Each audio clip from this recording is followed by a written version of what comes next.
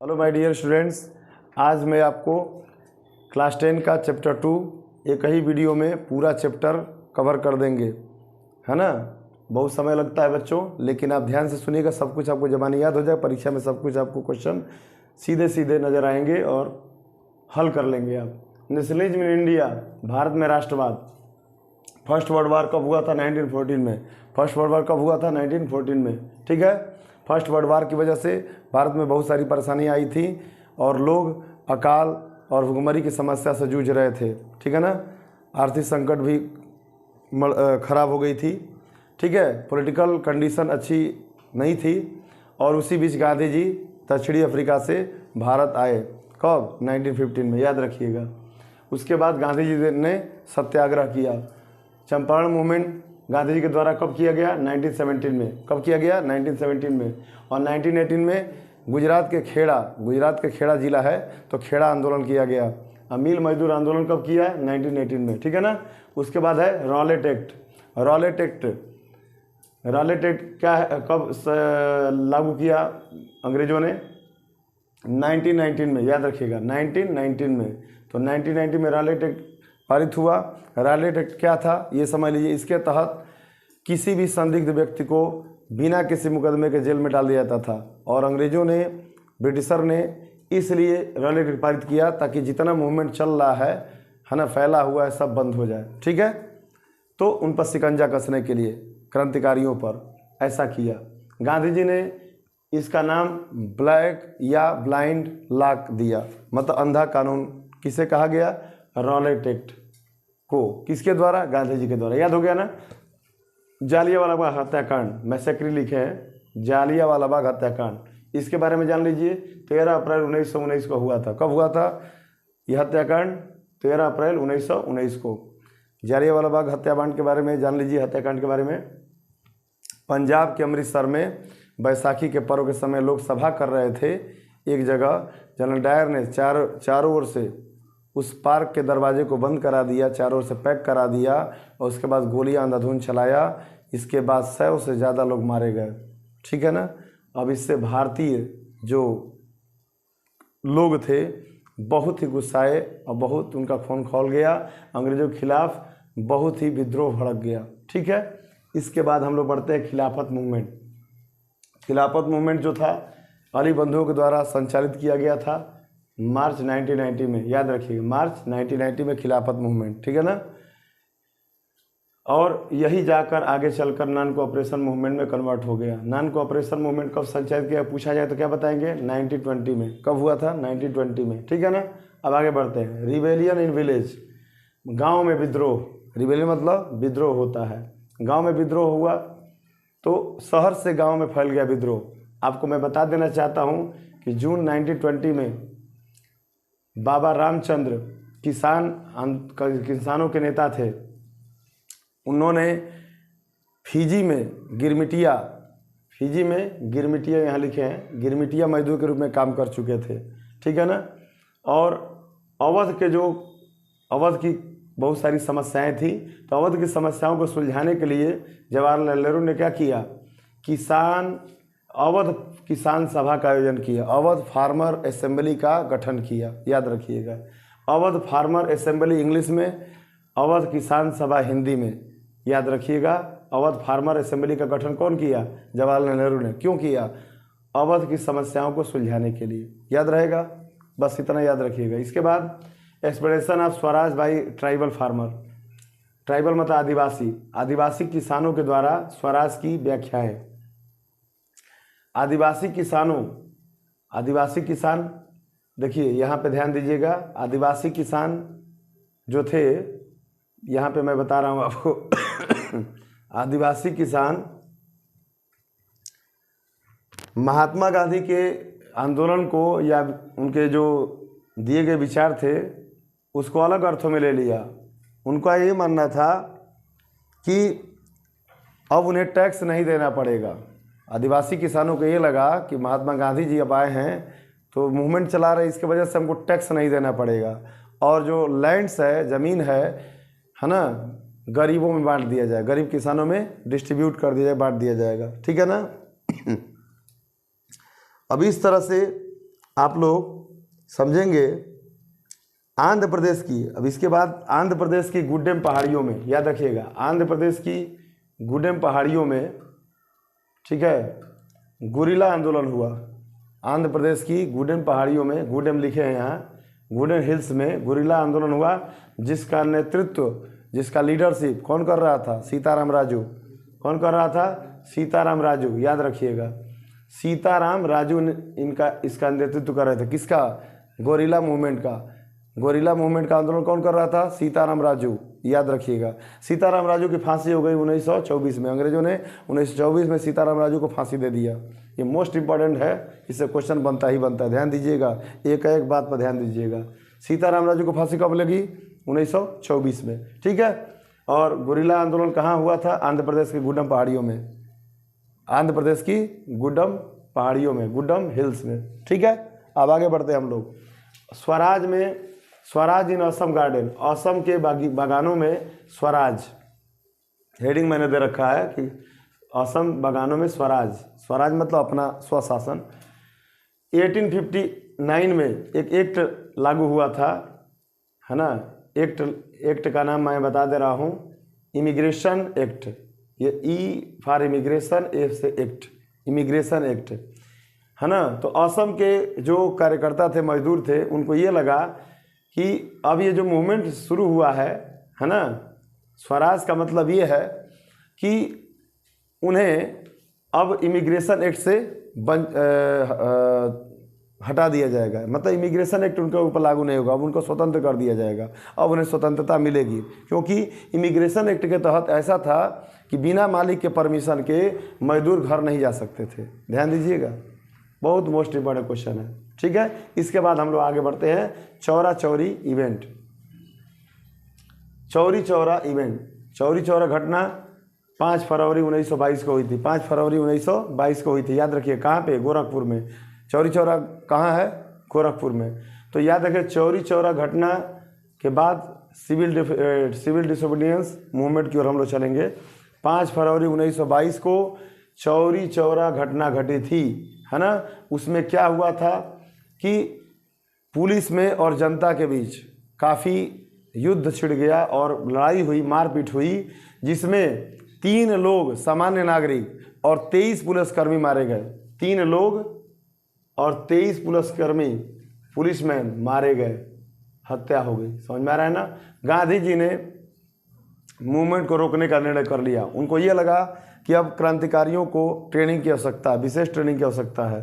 तो चौरी चौरी घटना में गांधी जी ने कहा कि अब मूवमेंट को रोका जाए। इसके बाद आगे बढ़ते हैं। Different thoughts in Congress, Congress के अंदर अलग अलग विचार। कांग्रेस के अंदर अलग अलग विचार क्या है? तो याद रखिएगा, CR दास और मोतीलाल नेहरू ने, CR दास और मोतीलाल नेहरू ने स्वराज पार्टी का गठन किया था। ये क्वेश्चन आता है एग्जाम में कि स्वराज पार्टी का, चाहे कंपटीशन एग्जाम में भी आता है बच्चों, ध्यान दीजिएगा। किसी भी कंपटीशन एग्जाम में जीके जीएस बनता है, जीके का क्वेश्चन आता है। और 10th वाले विशेष रूप से ध्यान देंगे, ये बेसिक चीज़ें हैं बच्चों। स्वराज पार्टी का गठन किसने किया था? CR दास और मोतीलाल नेहरू ने। बोलिए, स्वराज पार्टी का गठन किसने किया था? CR दास और मोतीलाल नेहरू ने। याद हो गया। और CR दास और मोतीलाल नेहरू जी ने क्या किया? नेहरू जी ने पूर्ण स्वराज की मांग किया। और सुभाष चंद्र बोस ने क्या किया? सुभाष चंद्र बोस और नेहरू जी मिलकर पूर्ण स्वराज की मांग किया, कंप्लीट स्वराज की मांग किया, ठीक है ना, स्वतंत्रता की मांग किया। ध्यान दीजिएगा, इन एक एक शब्दों पर ध्यान दीजिए। इसके बाद है formation of Simon commission. Simon commission का निर्माण, साइमन कमीशन का निर्माण कब हुआ? पहले ये देखिए, भारत में साइमन कमीशन कब आया? 1928 में। यहाँ लिखे हैं 1928 मतलब 1928 में। 1928 में साइमन कमीशन भारत आया। साइमन कमीशन का निर्माण किसकी अध्यक्षता में हुआ? साइमन की अध्यक्षता में हुआ था, ठीक है ना। तो याद रखिएगा, साइमन कमीशन गठन हुआ तो इसका उद्देश्य क्या था? संवैधानिक व्यवस्था की समीक्षा करना। साइमन कमीशन का गठन का उद्देश्य क्या था? जो कॉन्स्टिट्यूशनल कंडीशन था उस पर समीक्षा करना। समीक्षा मतलब उस पर विचार विमर्श करना और एडवाइस देना था, ठीक है। ध्यान दीजिएगा, भारतीय नेताओं ने साइमन कमीशन का विरोध किया। भारतीय नेताओं ने, इंडियन लीडर ने क्या किया, साइमन कमीशन का विरोध किया। इसी विरोध में लाला लाजपत राय को लाठी से चोट लग गई और उनकी मौत हो गई। याद रखिएगा, पूछा जाता है कि लाला लाजपत राय की मौत कैसे हुई, तो बोलिएगा साइमन कमीशन का विरोध करते हुए लाला लाजपत राय को पुलिस मुठभेड़ में चोट लग गई और जिससे उनकी मौत हो गई। ठीक है, याद रखिएगा। इसके बाद हम लोग पढ़ते हैं डिमांड ऑफ कंप्लीट स्वराज।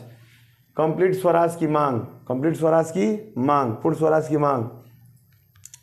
1929 में इरविन ने 1929 में 1929 से क्या लिखे हैं, ध्यान दीजिएगा। 1929 में इरविन की अध्यक्षता में इरविन जो है भविष्य के संविधान पर चर्चा करने के लिए, फ्यूचर के कॉन्स्टिट्यूशन पर चर्चा करने के लिए राउंड टेबल कॉन्फ्रेंस को हिंदी में गोलमेज सम्मेलन कहते हैं। याद रखिएगा, राउंड टेबल कॉन्फ्रेंस 3 बार हुआ था, फर्स्ट, सेकंड, थर्ड। पूछा जाता है एग्जाम में, कहाँ हुआ था, लंदन में। कहाँ हुआ था, लंदन में। फर्स्ट राउंड टेबल लंदन में हुआ था 1930, first 1930, second round table 1931, third round table बोलिए 1932। याद हो गया। और तीनों राउंड टेबल में कौन हिस्सा लिया था, कौन भारतीय था, B.R. अम्बेडकर। याद रखिएगा, तीनों राउंड टेबल में हिस्सा लेने वाले प्रथम भारतीय कौन थे, B.R. अम्बेडकर। गांधी जी केवल सेकंड में गए थे। याद रखिएगा। तो यहाँ पे मैं बताना चाहूँगा आपको कि कंप्लीट स्वराज के डिमांड के लिए, कंप्लीट स्वराज के डिमांड इरविन जो आए थे 1929 में कॉन्स्टिट्यूशन के निर्माण के पर चर्चा करने के लिए, और उन्होंने क्या किया, राउंड टेबल कॉन्फ्रेंस की घोषणा किया। ठीक है ना, राउंड टेबल कॉन्फ्रेंस की घोषणा किया। और सुन लीजिए, इसी में क्या हुआ कि 26 जनवरी 1930 को, है ना, लाहौर अधिवेशन में, 26 जनवरी 1930 को लाहौर अधिवेशन में इंडिपेंडेंस डे मतलब स्वतंत्रता दिवस मनाने का प्रण लिया गया कि अब मनाया जाएगा 26 जनवरी 1930 को। याद रखिएगा, लाहौर अधिवेशन में, लाहौर कांग्रेस लिखे हैं। लाहौर कांग्रेस में 26 जनवरी 1930 को नेहरू जी की अध्यक्षता में इंडिपेंडेंस डे मनाने का प्रण लिया गया, संकल्प लिया गया। ये याद रखिएगा, मोस्ट इंपॉर्टेंट क्वेश्चन। इसके बाद साल्ट जर्नी, बहुत शॉर्टकट में आपको ले चलेंगे, बहुत तेज़ी से स्पीड से पढ़ाएंगे। साल्ट जर्नी, नमक यात्रा, आपको मैं बता देना चाहूँगा साल्ट जर्नी में क्या हुआ था। 11 मांग रखे थे गांधी जी ने, इरविन से 11 मांगों के लिए आग्रह किया था, निवेदन किया था, जिसमें साल्ट टैक्स भी शामिल था। कौन सा टैक्स शामिल था बच्चों, साल्ट टैक्स, क्योंकि साल्ट पर, नमक पर भी अंग्रेज टैक्स लगाए थे, है ना, अंग्रेज टैक्स लगाए थे नमक पर। तो उन्होंने क्या किया, इसका विरोध किया और इरविन से समझौता किया कि 11 सूत्रों को मान लिया, 11 डिमांडों को मान लिया जाए और नमक टैक्स को हटा दिया जाए। अब देखिए, इरविन ने इनकी बात को नहीं माना। इसके बाद Gandhi ji civil disobedience movement छेड़ दिए। सिविल डिसोबीडियंस मूवमेंट या डांडी मार्च पूछा जाएगा तो क्या याद रखेंगे, 1930। 12 मार्च 1930 को आरंभ हुआ। दांडी मार्च कब शुरू हुआ, 12 मार्च 1930 को। 12 मार्च 1930 को दांडी मार्च शुरू हुआ या सिविल डिसोबीडियंस। देखिए क्वेश्चन घुमा कर पूछता है एग्जाम में, सिविल डिसोबीडियंस मूवमेंट और या दांडी मार्च कब शुरू हुआ, तो 1930 को। याद रखिएगा, 12 मार्च 1930 को गांधी जी के साथ 78 फॉलोअर पैदल 240 किलोमीटर यात्रा करके अहमदाबाद से लेकर दांडी तक यात्रा किए। याद रखिए, पैदल कहाँ तक चले, अहमदाबाद से दांडी तक। दांडी स्थान है, समुद्र तटीय शहर है। तो 78 फॉलोअर के साथ गए और 6 अप्रैल को पहुँचे। तो 12 मार्च से 6 अप्रैल को 240 किलोमीटर यात्रा करके 24 दिन में पहुँचे ये लोग। तो इस तरह से नमक वहाँ बनाए, समुद्र से नमक बनाए। ठीक है, तो सविनय अवज्ञा आंदोलन कहा गया हिंदी में। Postpone of civil disobedience movement, ये भी पूछता है एग्जाम में कि बताइए सिविल डिसोबीडियंस मूवमेंट का पोस्टपोन कब हुआ, स्थगन कब हुआ, तो 5 मार्च 1931 को। 5 मार्च 1931 को गांधी जी ने स्थगित कर दिया।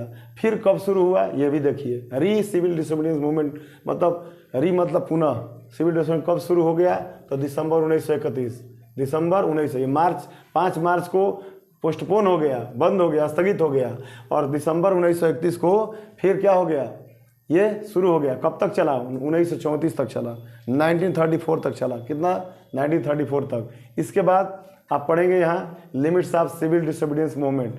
सिविल डिसोबीडियंस मूवमेंट की सीमाएं क्या थी, सिविल डिसोबीडियंस मूवमेंट की सीमाएं क्या थी, ये सीमाओं पर ध्यान दीजिएगा। थोड़ा सा मैं बता देना चाहता हूँ। इसमें क्या कहा इसमें सीमाएं क्या थी कि दलितों को उपेक्षित किया गया था। दलित को अंग्रेजी में ऑप्रेस्ड कहते हैं। हाँ, ध्यान दीजिएगा। B.R. अम्बेडकर दलितों के नेता थे और B.R. अम्बेडकर ने क्या किया, उन्होंने मांग किया कि इनको भी शामिल किया जाए मूवमेंट में, इनको भी एक स्थान दिया जाए, है ना, जो दलित थे। और गांधी जी ने इनको क्या कहा था, हरिजन कहा था। याद रखिएगा, किसने हरिजन कहा था, गांधी जी ने। गांधी जी ने दलित वर्ग को क्या कहा था, हरिजन। याद रखिए। तो इस तरह से अंबेडकर जी ने मांग रखा कि इनके लिए भी निर्वाचन क्षेत्र अलग होना चाहिए, कॉन्स्टिट्यूएंसी अलग होना चाहिए। ठीक है ना, आगे बढ़ते हैं। देखिए आगे दिया है डिमांड ऑफ B.R. अम्बेडकर।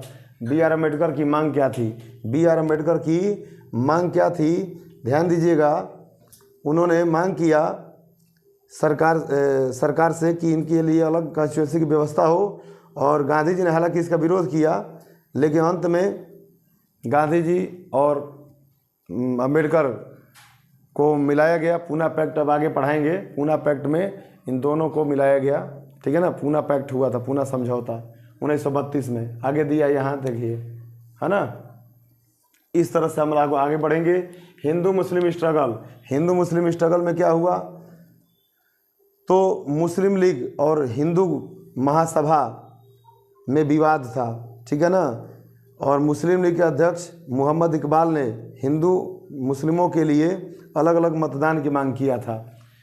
मतलब हिंदू मुस्लिम स्ट्रगल क्यों हुआ, तो मुस्लिम नेता इकबाल जो थे, है ना, अलग अलग, हिंदू के लिए अलग, मुसलमानों के लिए अलग मतदान की मांग किया। मतलब वोट देने का जो राइट था उसकी मांग किया। ठीक है ना, समझ में आ गया होगा। इसके बाद आगे बढ़ते हैं। Ideas difference between Hindu Mahasabha and Muslim league. अब देखिए, हिंदू महासभा और मुस्लिम लीग के बीच मतभेद, वैचारिक मतभेद। आइडियाज़ डिफरेंस मतलब वैचारिक मतभेद। क्या हुआ था भाई, तो कांग्रेस और मुस्लिम जो नेता थे, मुस्लिम लीग के नेता जिन्ना थे, इनके बीच में क्या हुआ, मतभेद हुआ। इन्होंने आपस में मतभेद कर दिया। ठीक है, याद रखिएगा।